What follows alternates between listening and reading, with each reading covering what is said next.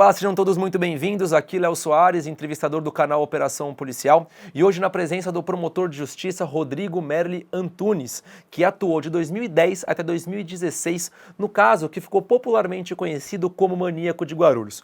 Mas quem é o maníaco? Ele é Leandro Basílio Rodrigues, que na data de hoje tem 34 anos. Mas Leandro cometeu crimes entre 2007 e 2008, quando na época tinha apenas 19 anos. Ele foi preso em agosto de 2008 e está preso por ter sido condenado até o dia de hoje. Dr. Rodrigo Merli vai trazer mais detalhes para a gente de como foi a atuação da justiça nesse caso. Promotor, primeiramente, muito obrigado pela sua participação. Eu insistentemente tentei falar com você justamente por saber da sua importância para esse caso conhecido como Maníaco de Guarulhos, para a gente entender também o lado da justiça e o belíssimo trabalho que você realizou como promotor nesse caso, que envolvem várias vítimas. Você participou, né, e pegou o processo quando a gente pode falar de 6 vítimas fatais entre 2007 e 2008, todas elas vítimas do Leandro. Seja muito bem-vindo. Eu que agradeço o convite, é um prazer estar aqui com vocês e aquilo que eu puder contribuir, eu estou à disposição. Maravilha. Doutor, para a gente começar, eu quero que você explique para a gente como que esse caso chega até você e quem é de fato o Maníaco de Guarulhos. Bom, na verdade, quando eu assumi aqui a promotoria do júri de Guarulhos, isso ocorreu no início de 2010. Portanto, o maníaco, o Leandro, ele já estava preso, não é, desde o final de 2008, e ele estava preso em flagrante pelo último homicídio, que foi da vítima Gisele Cabral, né? Então, eu cheguei na comarca, no nascedouro, vamos dizer assim, do processo envolvendo a vítima Gisele, mas trabalhei em todos os demais casos desde o inquérito policial. Por que isso? Porque, muito embora as outras vítimas, evidentemente, tenham falecido antes, ele só foi pego quando matou a sua última vítima. O fato é que os crimes anteriores ainda estavam sem elucidação, sem descoberta da autoria.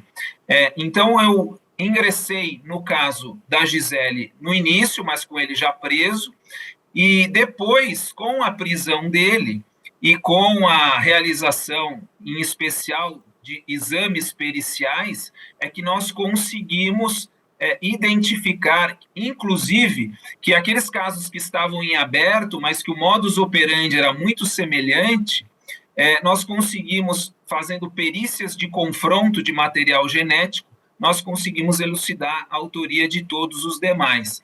Então, após essas perícias, após a prisão do Leandro, é que eu tive embasamento suficiente para oferecer denúncia em relação às outras 5 vítimas, que ainda estavam com autoria desconhecida, e a partir daí, com o oferecimento da denúncia, então, atuei desde o nascedouro até o julgamento em plenário de todas elas. E promotor, qual que era a dificuldade da justiça, obviamente trabalhando junto com a polícia, de ter o Leandro como realmente o criminoso dessas 5 primeiras vítimas, que são elas Keliane, Viviane, Vanessa, Juliana e Aline? Talvez seja interessante eu explicar isso, quem sabe fazendo aqui uma tentativa de traçar uma linha do tempo, né? Maravilha. Então, nós sabemos que a última vítima do Leandro, do maníaco, foi a Gisele Cabral.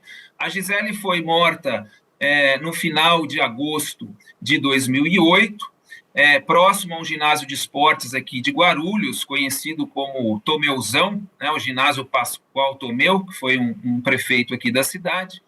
E até então esse crime estava lá sem ter sido sequer descoberto o corpo, né? Só que no dia anterior ao da morte da Gisele, uma outra vítima, chamada Aline Sena Cabral, Aline Sena da Rocha, desculpe, ela estava desaparecida. Então, na verdade, todos estavam procurando o Leandro, não propriamente por conta do seu último crime em face da Gisele, mas sim por conta do sumiço da Aline. E por quê? Porque a Aline e o Leandro foram vistos entrando numa espécie de terreno baldio, e muito provavelmente para usarem drogas em conjunto. E uma testemunha, na época também um adolescente, visualizou a menina, a Aline, e o Leandro ingressando nesse terreno baldio. Só que essa testemunha era uma espécie ali de uma rua, de um parque, com esse terreno baldio próximo.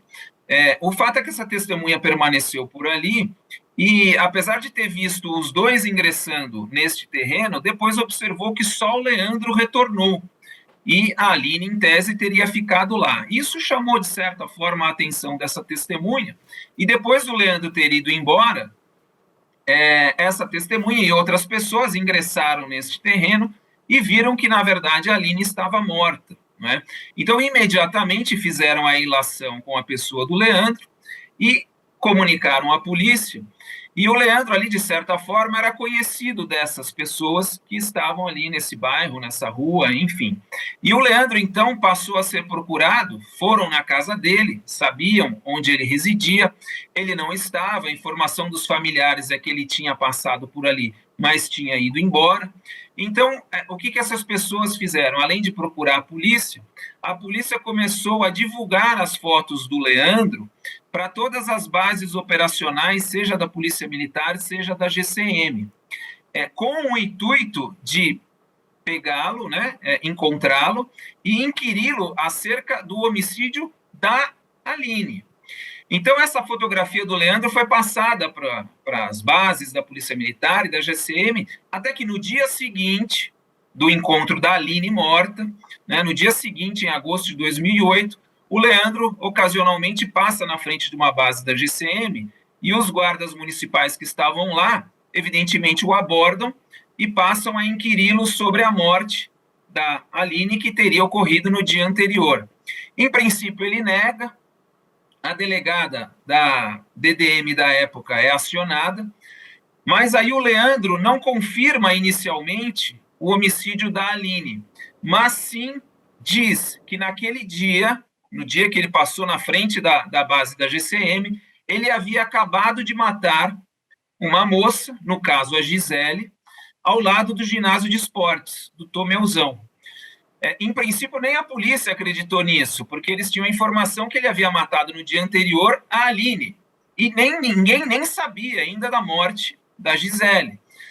Mas, evidentemente, foram conferir.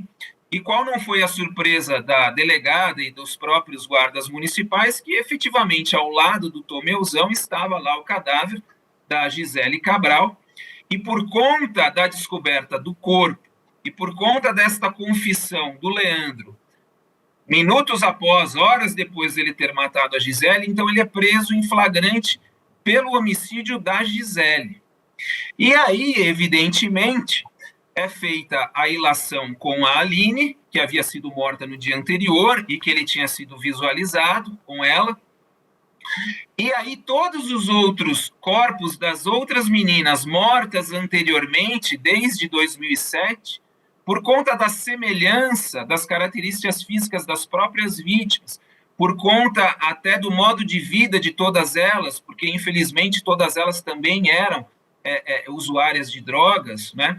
Por conta de todas as vítimas terem sido encontradas mais ou menos numa mesma posição, mais ou menos com os mesmos tipos de lesão, também todas elas despidas parcialmente, geralmente da cintura para baixo, né, denotando alguma espécie de abuso, é a partir daí que é feita uma coleta, então, de todos aqueles crimes anteriores, aparentemente semelhantes, mas sem resolução, e a partir daí, o que é feito? Evidentemente, primeiro é perguntado ao Leandro se ele também havia matado aquelas moças anteriores.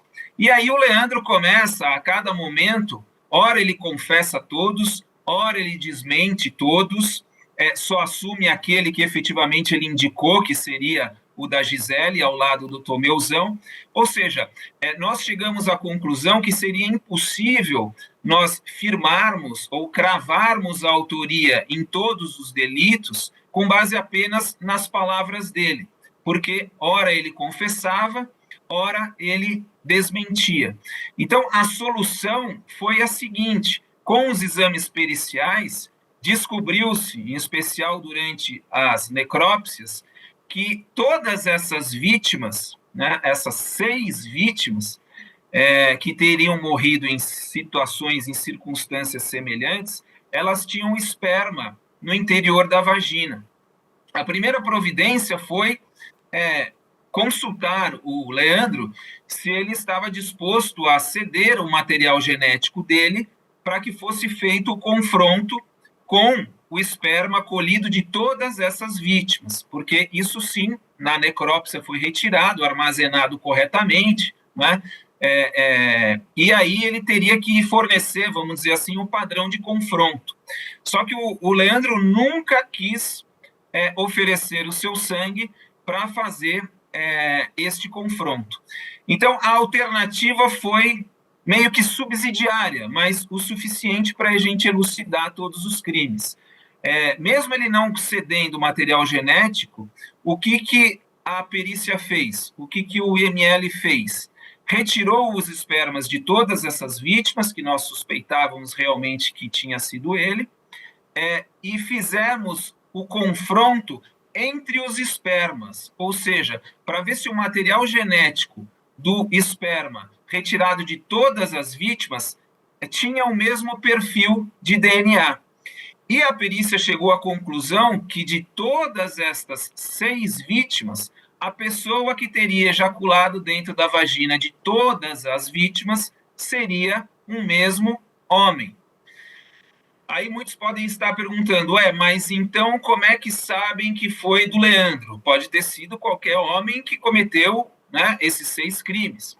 Ocorre que, pelo menos em um dos delitos, aquele que eu comentei no início, em face da Aline, no dia anterior ao que ele foi preso, e o próprio crime da Gisele, que foi o último que ele confessou, nós tínhamos ali pelo menos uma confissão no crime da Gisele, porque esse ele sempre confessou e manteve, e no crime do dia anterior, em face da Aline, nós tínhamos pelo menos uma testemunha que viu ele ingressar com a Aline viva nesse tal terreno baldio e sair dele somente o Leandro, e ela ficou lá morta. Então nós tínhamos pelo menos uma testemunha que confirmava a autoria do crime, pelo menos da Aline, e o esperma da Aline, também o padrão genético, foi o mesmo encontrado em todas as outras demais vítimas. Então isso nos levou à certeza de que realmente o autor de todos os homicídios aqui de Guarulhos, destes 6,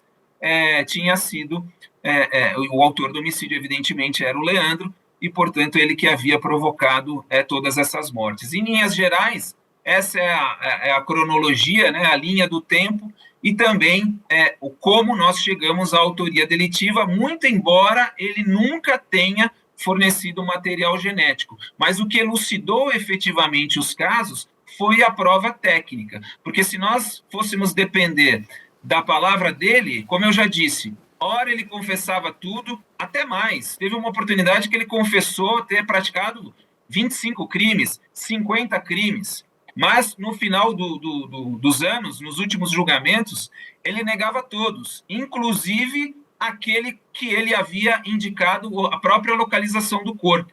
Passou a dizer que, na verdade, ele tinha visto a menina morta ali e que depois contou que tinha sido ele, mas, na verdade, não tinha sido. Ou seja, se dependêssemos da palavra do Leandro, ficaria tudo muito confuso. Se dependêssemos de testemunhas oculares, a maior parte dos crimes, evidentemente, não teve testemunhas. O único crime que teve uma testemunha foi esse da Aline, visualizando ele indo até o terreno com ela e só retornando ele.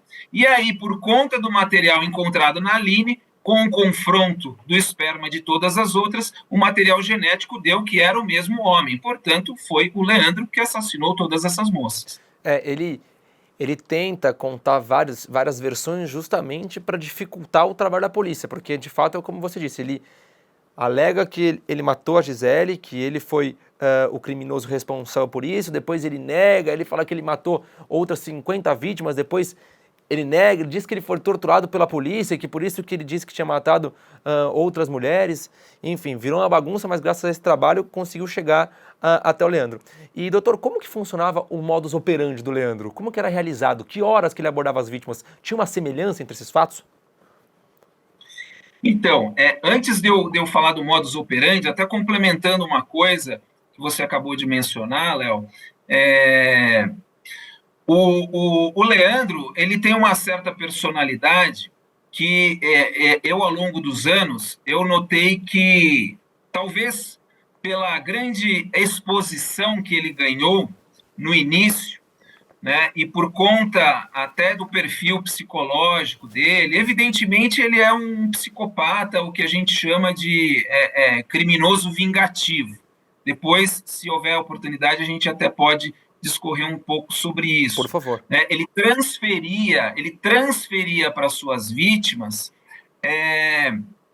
aquele desconforto, aquele inconformismo que parece que ele nutria por algumas mulheres que ele considerava promíscuas e que, de alguma forma, o teriam atingido ao longo da sua vida.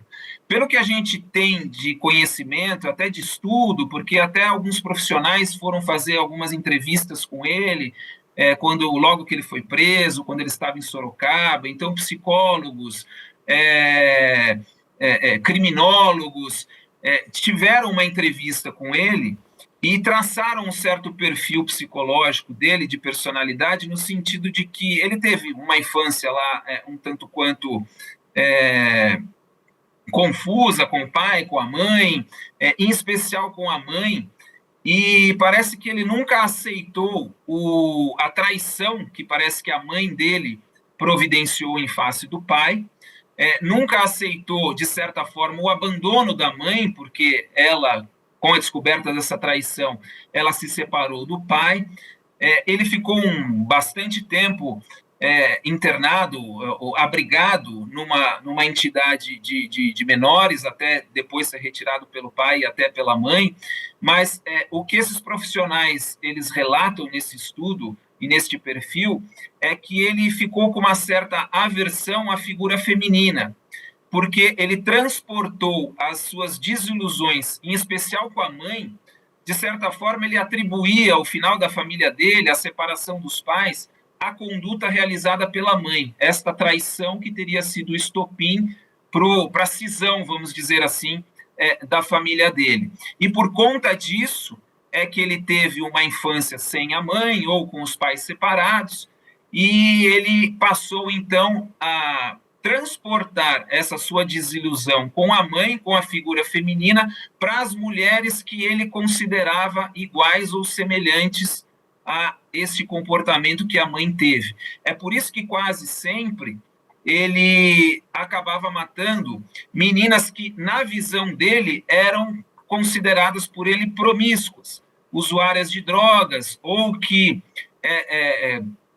concordavam em, eventualmente, ter algum relacionamento com ele em troca de entorpecentes, e aí, no final, ele acabava as matando. Então, esse é mais ou menos o perfil dele. Agora, por conta de ter este perfil e de ter ganhado toda essa exposição, eu atribuo um pouco essa assunção, essa confissão de vários assassinatos, por conta exatamente deste perfil, de certa forma, egocêntrico também, que todo psicopata tem. Quando passa a ganhar uma certa exposição, uma certa fama, entre aspas, é comum nós verificarmos eles aumentarem o número de homicídios que eventualmente tenham praticado. Então, ele já chegou a falar de 25 crimes, já falou de 50 crimes, mas é fato, nós não temos não a prova de que ele praticou tudo isso. Que ele é um serial killer, evidentemente.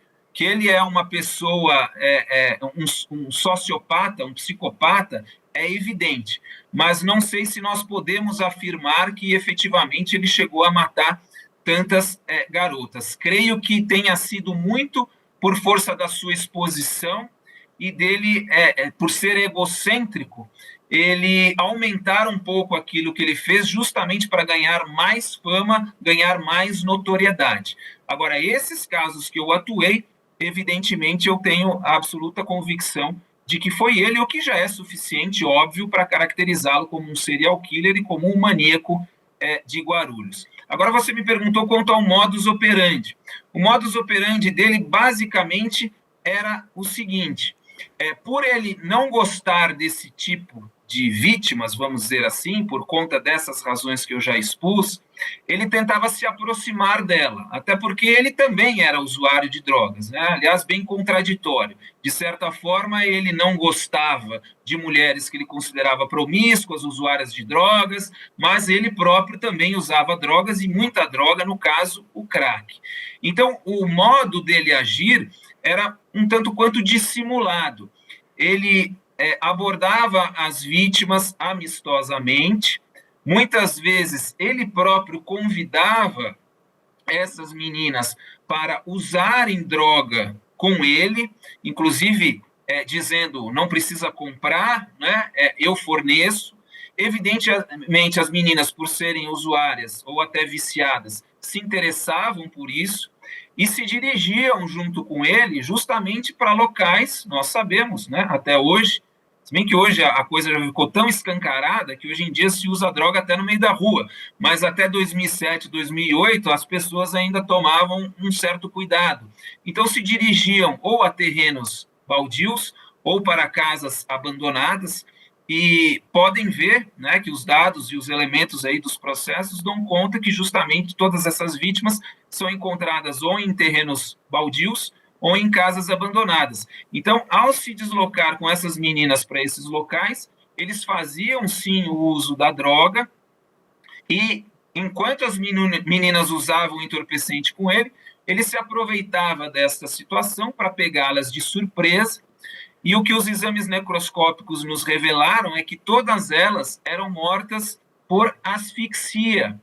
Então, em uma das vezes que ele confessou, mas depois voltou atrás, mas parece bem compatível, inclusive, com os ferimentos externos no pescoço e com a análise dos órgãos internos, muito provavelmente o Leandro, ele dava uma gravata nas suas vítimas, ele já era, né? Hoje está maior ainda, mais forte ainda, mas as meninas geralmente franzinas, ou seja, ele escolhia a dedo as suas vítimas, sempre de baixa estatura, sempre magras, e ele forte, alto.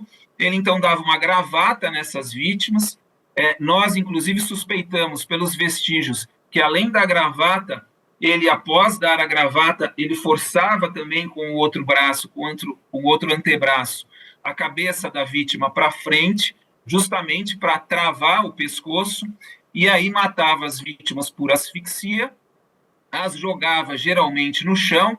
Evidentemente, elas lutavam para sobreviver, então nós temos muitas lesões com reação vital nos braços, nas costas desses cadáveres. Isso é um sinal de luta, ou seja, elas lutavam, porque para matar por asfixia demora algum tempo, alguns minutos, inclusive. Então, certamente, todas as mortes foram muito dolorosas, elas lutaram, ele as jogava no chão, mas finalmente asfixiava, e depois, com elas já mortas, pelo menos na maioria das vítimas, eu posso afirmar isso por um detalhe que eu vou dizer daqui a pouco, mas a maior parte das vítimas, ele mantinha a conjunção carnal para depois ejacular na vagina, como também já comentamos, mas essa cópula vagínica, ela se dava invariavelmente depois das meninas já estarem mortas. Então, nós podemos dizer que o Leandro, além de um assassino em série, né, além de um maníaco,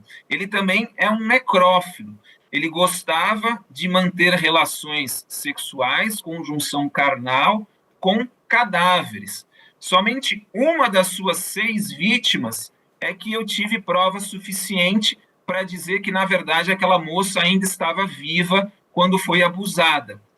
E essa vítima justamente foi a última, foi a Gisele. Porque na Gisele, na região da sua vagina, na parte exterior, ainda os peritos localizaram e detectaram ferimentos com reação vital. Então, certamente era a tentativa de penetração feita pelo Leandro, a vítima ainda lutando, e por conta dessa luta e dele forçar essa relação, essa penetração, ele acabou machucando a menina justamente no seu órgão genital. E reações vitais, evidentemente, os peritos têm condições de diferenciar uma ferida, um ferimento de outro, e na Gisele Cabral nós tínhamos reações vitais na vagina. Então, isso me permitiu acusá-lo não só pelo homicídio, mas também pelo estupro. Já nas outras 5 vítimas, nós tínhamos o esperma dentro da vagina, que comprovava a penetração, mas nós não tínhamos, na região externa da vulva, da vagina, ferimentos com reação vital, o que indicava que, na verdade, a conjunção e a cópula teria sido realizada após a morte. Basicamente, esse era o modus operandi do Leandro. E, doutor, provavelmente o Leandro foi questionado em relação a esse vilipêndio de cadáveres, aos estupros. Em algum momento ele chega a confessar que, de fato, ele mantinha relação sexual com as vítimas? Então, apesar de eu ter dito inicialmente que o Leandro confessou alguns, depois se retratou de todos, uma coisa que ele nunca assumiu foi a conjunção carnal com todas as vítimas.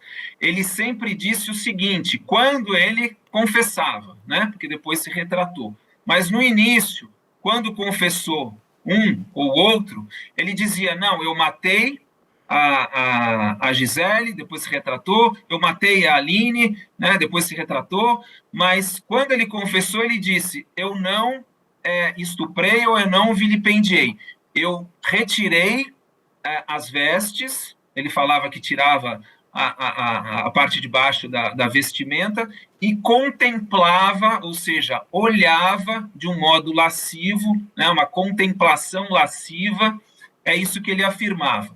Isso, evidentemente, é a mentira, porque né, já a prova técnica demonstrou que o DNA era dele,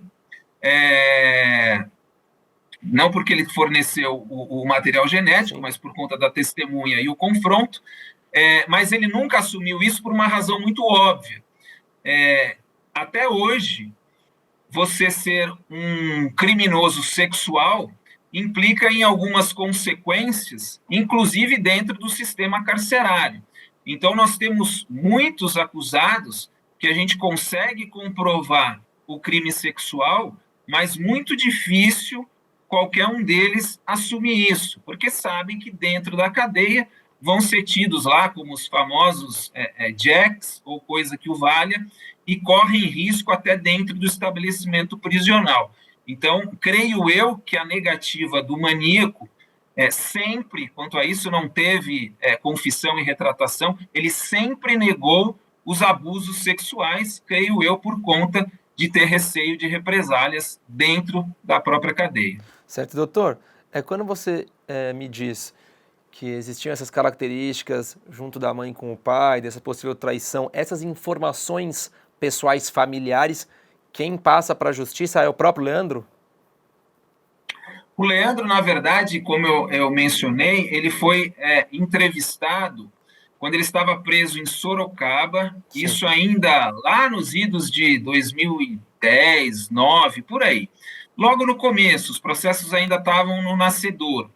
E uma equipe, vamos dizer assim, multidisciplinar, obteve autorização do juiz lá das execuções de Sorocaba e teve acesso a ele. Nessa tal entrevista, que depois esses profissionais transcreveram esse estudo e, inclusive, encaminharam para o Ministério Público, encaminharam para o Tribunal de Justiça, nessa entrevista e nesse estudo que esses profissionais, né, um criminólogo, um médico, acho que 2 ou 3 psicólogos, não me lembro se tinha algum psiquiatra ou assistente social, mas, enfim, toda essa equipe entrevistou o Leandro por horas, e esta equipe é que afirma que obteve todas essas informações dele, colocou nesse estudo, e esse estudo foi remetido a nós.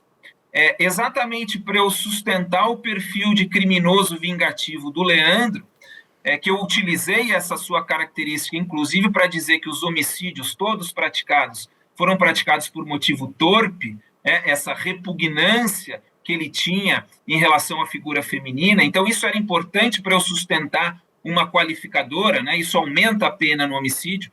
Por conta dessa situação, eu juntei esse estudo no processo e pautei, pelo menos, a acusação da torpeza do crime em cima desse perfil psicológico, né, em cima desta personalidade traçada por esses profissionais. Então, essas informações foram dadas pelo Leandro para essa equipe, que colocou num estudo e remeteu para nós, Ministério Público, Judiciário, ou seja, os personagens da justiça como um todo. Nós temos a informação se alguma dessas vítimas já conhecia o Leandro, já teria usado drogas com o mesmo, se eles tinham algum conhecimento de um e de outro?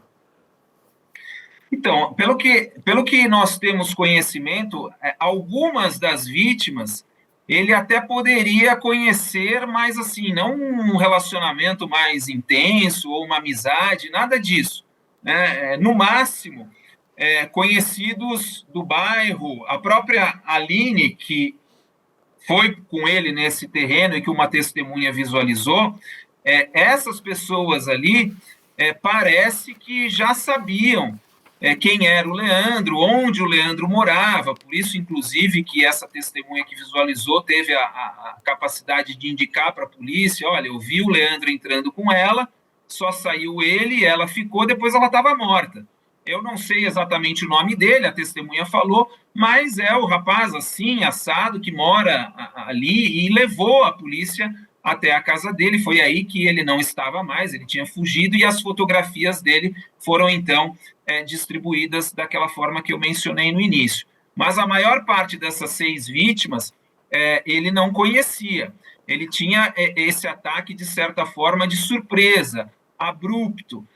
Eu me lembro, inclusive, que uma das vítimas, a Vanessa Kimura, né, a menina oriental, essa foi... Todas tiveram uma abordagem surpreendente. Aliás, isso eu também coloquei na minha denúncia, justamente para sustentar uma outra qualificadora, uma outra circunstância que também aumenta a pena, que é exatamente este ataque sem a possibilidade de defesa, uma investida surpreendente. Isso a lei diz que é mais grave, portanto, merece um maior apenamento.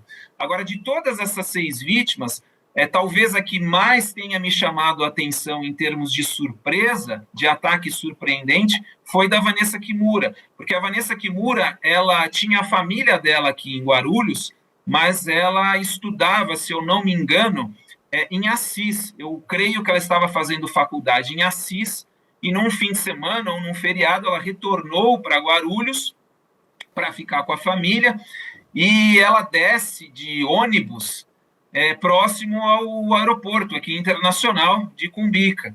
E no trajeto que ela faz a pé, em direção à residência dos familiares, ela passa por um trailer abandonado, isso à noite, né? E o Leandro, estava escondido nesse trailer.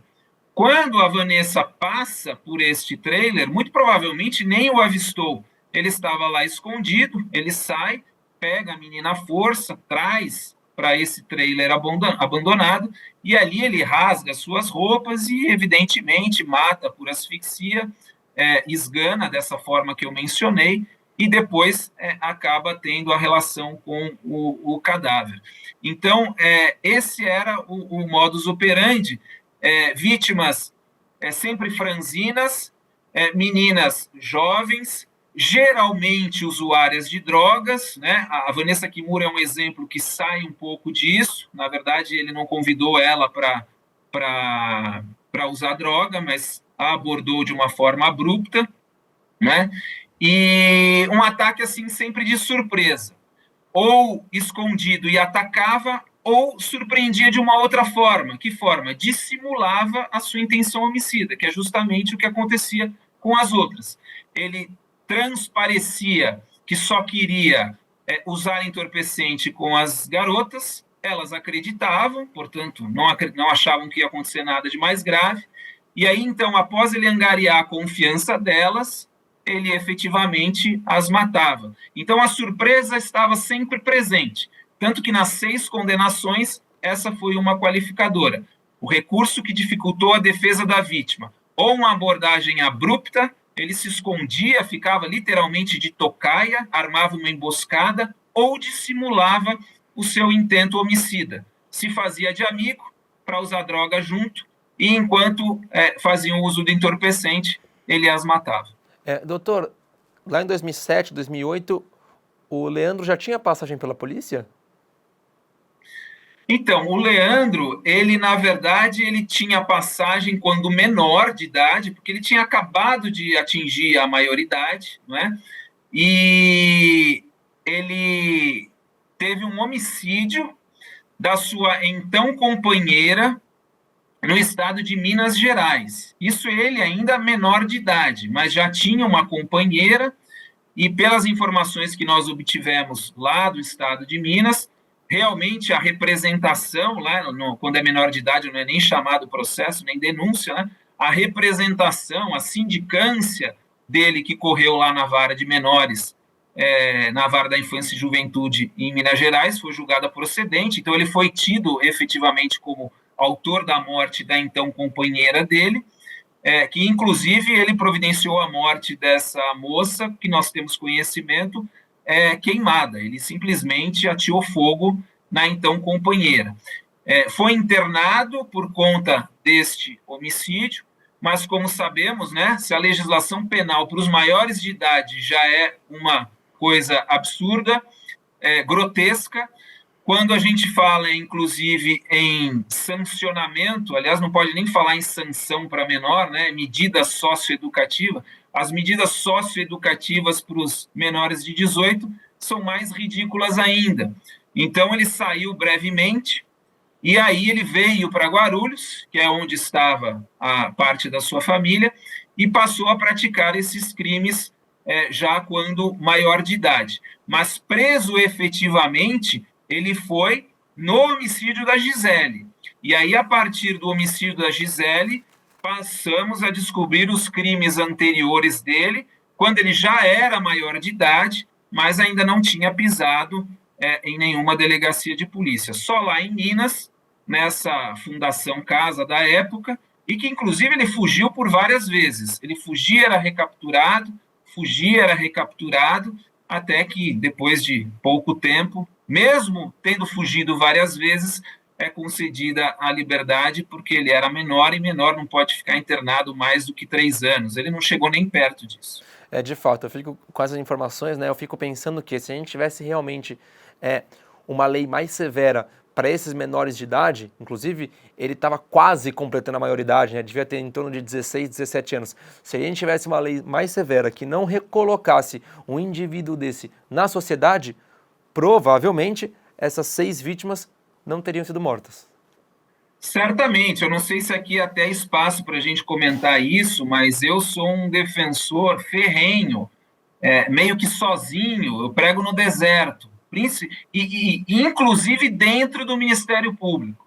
Creio que dentro da minha instituição, até a maior parte dos promotores seja contrária à redução da maioridade penal, né? Eu creio que a maioria seja contra. Eu sou a favor, por uma razão muito simples, né? Por uma questão de coerência até mesmo. Se um jovem, né, de 16 anos, vamos tomar aqui o parâmetro de 16, não precisa nem diminuir tanto. Se um jovem de 16 anos, de acordo com a nossa legislação, com a legislação brasileira, pode se casar, se o jovem de 16 anos pode trabalhar, ou seja, assumir as responsabilidades, ou como marido, ou como já um chefe de família, ou como um empregado, né? Se um jovem de 16 anos, e aqui é o mais evidente, pode votar para o cargo mais elevado da nação, que é o de presidente da República, ou seja, se a própria Constituição presume que um jovem de 16 anos tem consciência política, se esse jovem tem condição de eleger um presidente da República, será que esse mesmo jovem não tem discernimento entre o certo e o errado, o justo e o injusto, o que é crime e o que não é crime? Ou seja, ele sabe escolher o melhor candidato para presidente da sua nação, mas a mesma legislação considera ele, vamos dizer, um incapaz de discernir que, por exemplo, matar é crime, que traficar é crime, que estuprar é crime. Então, uma hora ele não tem capacidade para nada, é inimputável. E outra hora ele é capaz até mesmo, como eu disse, de casar, de trabalhar e de votar. Então, assim, por uma questão, não precisa nem filosofar muito, não precisa nem ir para o campo da psicologia, disso, daquilo, é uma questão de coerência. A nossa legislação é absolutamente incoerente. De duas, uma. Ou o jovem de 16 anos não pode se casar, não pode trabalhar com carteira assinada e não pode votar, e aí passaria todo mundo a ser capaz só com 18 anos, né? Ou a gente reduz a maioridade penal para 16 para ficar compatível com tudo aquilo que um jovem de 16 anos já pode fazer. A única coisa que não dá é para algumas coisas pode e para outras não. Eu sou promotor do júri há 20 anos, estou completando, mas durante muitos anos eu acumulei as funções de promotor de justiça da infância e juventude, em especial na área de atos infracionais, ou seja, né, os menores de idade que praticam atos equiparados a crime, atos infracionais. Eu nunca vi um jovem de 16 anos que não tivesse absoluto discernimento daquilo que tinha feito. Então, assim, é uma excrescência. Para mim, isso pode ser mudado por uma emenda constitucional, mas há aqueles que defendem que nem por emenda é possível, que seria uma cláusula pétrea e que precisaríamos de uma nova Constituição. Enfim, né, fica aqui o meu registro, o meu desabafo, de certa forma, mas eu não tenho como deixar de dizer que é uma incoerência e como foi muito bem frisado por você. Se nós tivéssemos uma legislação que considerasse o Leandro imputável a partir de 16 anos, e se nós tivéssemos uma legislação criminal decente, que efetivamente prendesse por bastante tempo um homicida, certamente ele não teria matado essas 6 moças em Guarulhos, porque ele estaria o quê? Preso, não internado, não cumprindo medida socioeducativa, ele estaria preso e por um longo tempo, se a legislação fosse decente, porque o primeiro crime que nós temos conhecimento dele foi o assassinato da companheira, e com 16, 17 anos. Ou seja, se no Brasil o homicídio desse prisão por 30 anos, que seria o mínimo, ele estaria preso e teríamos pelo menos 6 vidas poupadas, fora os outros crimes onde não fui eu o promotor que atuou, mas que ele também praticou. Ele tem roubo, ele tem estupro, ele tem vários outros delitos. E ainda eu sou obrigado a, hoje em dia, ainda ouvir muita gente dizendo que o Brasil prende demais, que nós encarceramos muito e que nós temos uma legislação punitivista. Não, é exatamente o contrário. A nossa legislação é leniente. Eu costumo dizer que no Brasil o ridículo chegou para ficar, o grotesco virou regra e o burlesco virou lei. Muito bom, doutor. É exatamente isso. Nesse caso, nós teríamos 6 vidas jovens, né? É bom frisar isso. 6 vidas jovens poupadas, porque de fato ele estaria preso, inclusive até hoje, ainda pagando a sua condenação, né? Não teria retornado à sociedade e essas 6 vidas, a gente não estaria nem fazendo essa entrevista, né? Esse é um ponto bastante importante de se frisar.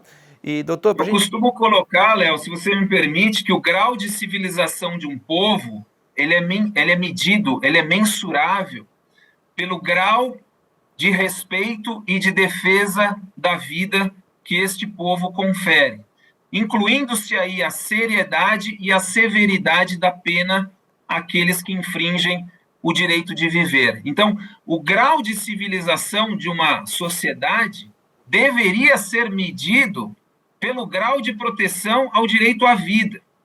E podemos observar que a vida no nosso país não vale absolutamente nada.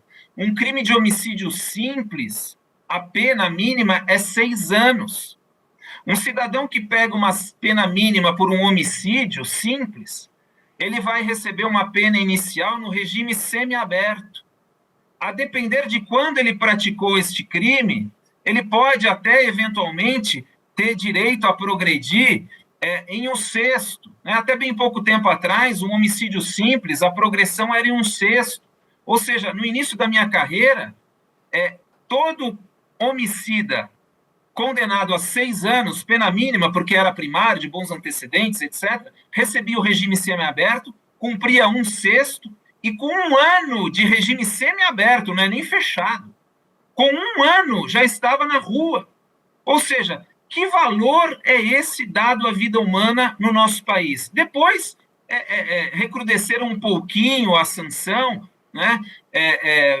Passou-se aí a exigir um tempo mais para progressão de pena, mais recentemente com o pacote anticrime também, mas isso para crimes praticados aqui de 2020 para cá. Toda a gama de criminosos homicidas até 2020, a maior parte deles, quando o homicídio é simples, não hediondo, progride com um sexto, progredia com um sexto. Então é aquele tal negócio. Eu também costumo dizer que o instinto tem servido melhor aos animais do que a razão ao homem, porque os animais só matam por questões de sobrevivência, para se alimentar ou para se defender. Já o homem geralmente o faz por maldade ou por egoísmo. E quando ele é pego, que também é muito difícil, não sei se tem a informação, mas a média nacional no Brasil de crimes de homicídios elucidados é de no máximo 10%. Ou seja, 90% dos homicidas estão na rua. Nós não conseguimos elucidar. Eu arquivo a maioria dos meus inquéritos policiais por ausência de descoberta de autoria. E aquilo que vira processo, quando o cidadão é condenado, a reprimenda é essa que eu acabei de mencionar, e os exemplos todos nós, né, inclusive você deu, e eu complementei, é isso. E depois a gente tem que aguentar esse discurso de que precisamos desencarcerar, quando na verdade nós temos que fazer justamente o contrário. Nós temos muitos bandidos, assassinos, traficantes na rua, inclusive saindo um pouco do homicídio, mas indo para as drogas. E o judiciário tem contribuído muito para isso. Nós estamos virando um verdadeiro narco-estado. Nem traficante mais hoje em dia fica preso.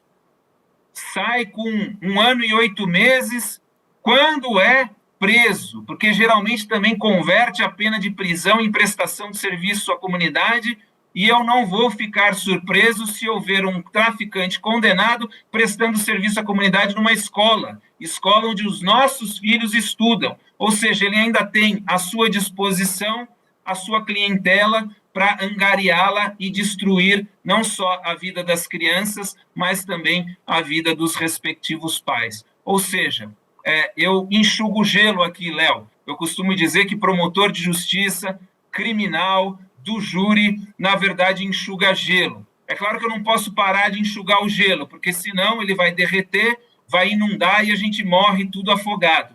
Mas o meu dia a dia é enxugar gelo.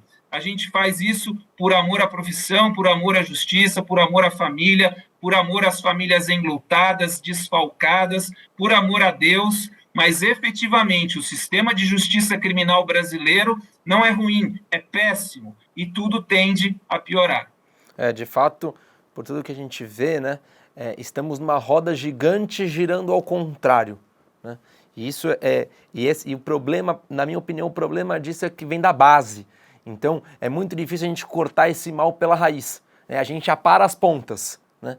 Usando um outro termo, como você enxugar gelo, eu vou trazer outro. A gente apara as pontas dessa árvore cheia de raízes, né? Mas na base, de fato, a gente não consegue entrar. Doutor, voltando aqui para o Maníaco de Guarulhos e para entender um pouquinho mais o perfil do Leandro Basílio, por que Guarulhos? A família dele morava nesse local, por que ele sai de Minas Gerais e desembarca em Guarulhos? Você citou há pouco, né, mas sem muitos detalhes, que os familiares dele estavam naquela região.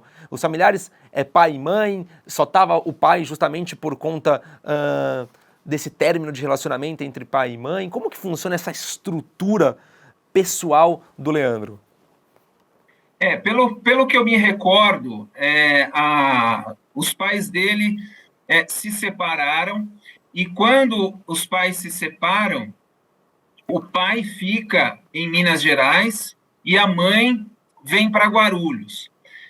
Eles já tinham vínculos anos atrás com Guarulhos, mas depois que ele atinge a adolescência, vamos dizer assim, a informação que nós temos é que eles estavam lá em Minas Gerais, mas por conta dessa suposta infidelidade da mãe, por conta dessa suposta traição, os pais se separam, a mãe vem embora, sai de Minas, vem para São Paulo, vem para Guarulhos, ele permanece um tempo com o pai, permanece também um tempo, enquanto a guarda dele era disputada por um e por outro, num abrigo, que é aquele momento que ele teria ficado abrigado, e depois, quando ele atinge a maioridade, ele fica entre Minas Gerais e São Paulo. É por isso que nós temos a informação de que ele se envolveu primeiro com essa sua primeira companheira em Minas, que acaba, inclusive, a matando, e depois, até provavelmente, depois de ter matado lá em Minas, depois de ter ficado um tempo internado em Minas Gerais, até para quem sabe sair dessa localidade por conta dos acontecimentos, ele vem para cá. E nesses anos em que ele comete esses 6 crimes aqui na comarca, ele estava, sim, na companhia da mãe, mesmo ele tendo, de acordo com esses estudos que foram feitos, mesmo ele tendo uma certa aversão a uma parte do comportamento da mãe. É isso que essa equipe de profissionais também coloca no estudo. Ele conseguia, de uma certa forma, dividir a figura da mãe. De um lado, a pessoa endeusada por ele, a figura da mãe, né, da questão maternal, mas, ao mesmo tempo, aquele lado que ele não gostava, que ele atribuía o final da família. A culpa é da minha mãe por conta dessa relação fora do casamento, esse comportamento promíscuo, essa traição, esse envolvimento com outro homem, e aí ele pega essa faceta e teria transportado isso para essas suas vítimas, também classificando e qualificando-as como meninas que tivessem um comportamento que ele considerava indesejado. No caso ali, usar drogas ou, eventualmente, até se relacionar por conta ou em troca de entorpecente. Mas talvez seja interessante colocar nesse ponto o seguinte, para alguns, isso pode denotar essa transposição, vamos dizer assim, né, da figura da mãe para suas vítimas. Alguns podem até fazer uma certa ilação, ou podem ter até algum tipo de sugestionamento no sentido de que, então o Leandro deveria ter algum distúrbio, ele não deveria ser completamente imputável, completamente são. Olha, como promotor que atuou aí quase 6 anos, periodicamente, inclusive tendo contatos diretos com ele, nas audiências, nos julgamentos, e até quem não teve tantos contatos pode verificar nas suas entrevistas, que foram várias, o Leandro nada tem de inimputável ou de insano. Eu costumo, para ser mais simples, quando eu vou explicar esse assunto, diferenciar para o meu ouvinte, para o meu receptor, a seguinte situação. Muitas vezes é fácil nós diferenciarmos o são do insano, né? O imputável do inimputável, o psicopata do psicótico. Lembrando que psicopata não é inimputável, o psicótico sim. Como é que a gente faz essa diferenciação? Muito simples, basta verificarmos no criminoso se ele pode ser classificado como uma pessoa organizada. Essa é a palavra-chave após aí minha formação jurídica, após os meus estudos, inclusive quando me deparo com alegações de insanidade. Quando, pelas características dos crimes, nós podemos verificar que eles foram cometidos com organização, com cuidado, nós podemos afiançar que essa pessoa é imputável, porque o imputável ele é organizado e o inimputável é desorganizado. O Leandro, ele tinha, no cometimento dos seus crimes, uma organização evidente. Basta a gente começar pelas suas próprias vítimas. Nós já falamos que as vítimas dele eram todas de um mesmo perfil. Isso denota o quê? Ele escolhia as suas vítimas. A partir do momento em que você escolhe as suas vítimas, você já demonstra um certo discernimento e uma certa organização. Uma pessoa desorganizada, atabalhoada, que age de ímpeto, de sopetão, o psicótico, ele não escolhe um perfil determinado. Ele é desorganizado. Pode ser uma vítima de um perfil, de outro, etc, etc. Este é um aspecto, assim, determinante. Segundo, o modus operandi, que nós já também, de certa forma, comentamos. Ele tomava um certo cuidado naquelas vítimas que ele atacava de emboscada, ele tomava um cuidado para não ser visualizado. Ele sempre tomou cuidado para não ter muitas testemunhas. Na verdade, ele não queria nenhuma. Ele deu azar em um dos fatos, em um dos crimes contra a Aline, que um jovem conseguiu avistá-lo. Mas ele procurava ter o cuidado de não ser visto e de estar na companhia dessas moças em locais também ermos, sem qualquer testemunha. Ou seja, ele se preocupava em não ser descoberto. Isso é uma pessoa organizada. O desorganizado é aquele que pratica o crime, como eu já disse, de ímpeto, na frente de todo mundo. É por isso que a gente sempre consegue pegar essas pessoas, porque não toma cuidado para não ser visto e muito menos preso e punido. E naquelas pessoas que ele não atacava, naquelas vítimas que ele não atacava de emboscada, ele fazia aquilo que também nós já comentamos. Ele era articulado, ele era dissimulado, ele angariava a confiança das meninas, contava uma história que, na verdade, desde o princípio, ele já tinha arquitetado, que era só o estopim para matar, então convidava as meninas para fumar droga junto, para fumar crack junto, e lá, se aproveitando da distração, ele as asfixiava e depois vilipendiava o cadáver. Então, por onde quer que a gente analise, nós vamos verificar que o Leandro era um homicida extremamente organizado.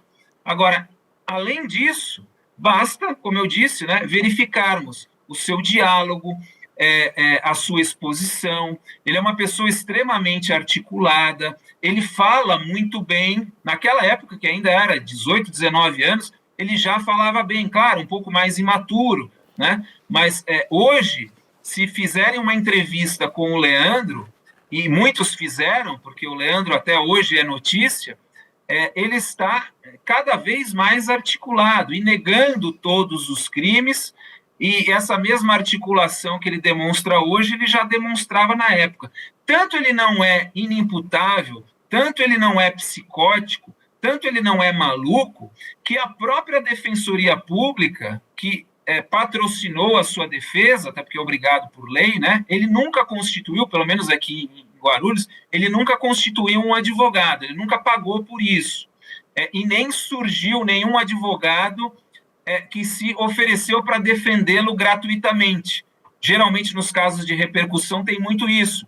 Às vezes, o assassino não tem condições financeiras de pagar um advogado, mas muitos advogados se oferecem para trabalhar, como a gente fala, pro bono, sem receber honorários, ou porque acredita na causa, ou porque, evidentemente, esses casos de grande repercussão, o próprio advogado também acaba ganhando uma certa notoriedade. Mas os crimes que ele praticou foram tão horrendos que nem advogados se dispuseram a patrocinar a sua defesa gratuitamente. Então, a Defensoria Pública teve que defendê-lo. E a própria Defensoria Pública sabia que ele era absolutamente imputável, tanto que em nenhum processo das 6 vítimas, a Defensoria pediu, em algum momento, a instauração do chamado incidente de insanidade mental, que aí faríamos uma perícia psiquiátrica com ele, para efetivamente os peritos detectarem isso. Mas era tão óbvio que ele não tem não tinha e não tem qualquer tipo de problema, que sequer a defesa solicitou ao judiciário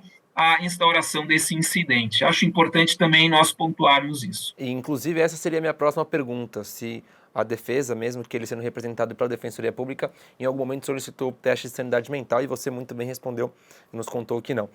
Doutor, a mãe do Leandro, ela foi ouvida nesse processo?